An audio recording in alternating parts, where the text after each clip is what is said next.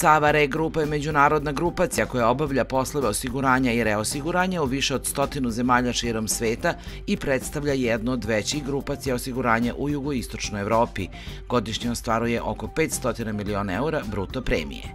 Osnivač Sava Re grupe je Sava Re iz Ljubljane, koji je jedini vlasnik Sava neživotnog osiguranja Beograd. Sava Re ima više od 40 godina iskustva, a prema kompanijama AM Best i Standard & Poor ima ocenu boniteta A. Pored izuzetnih poslovnih rezultata, Sava Re posebnu pažnju posvećuje onima kojima je pomoć potrebna, inicirajući niz humanitarnih akcija, čime se svrstava u red izuzetno društveno odgovornih kompanija. Pre 7 godina naša matična kompanija iz Slovenije Sava Re donela je odluku o obeležavanju jednog dana kao dana Sava Re grupe. Dogovoreno je da svaka članica sprovede jednu od akcija koja je u skladu sa zahtevima društveno odgovornog poslovanja.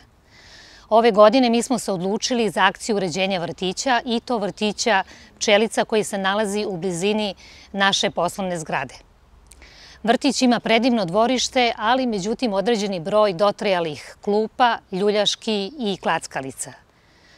Klupe ćemo zameniti, staviti nove, zatim ih ofarbati, takođe i druge drvene površine kako bi našim mališanima ovaj prostor za igru učinili lepšim i udobnijim. Ja ću ime direktora predškolske ustanove Savski venac Gordane Petrović, rukovodioca vrtića Pčelica Vesne Mladenović, dece jasala i vrtića Pčelice, da se zahvalim Sava osiguranju što su imali sluha i opredelili svoja sredstva da doniraju da se uredi dvorište vrtića Pčelica.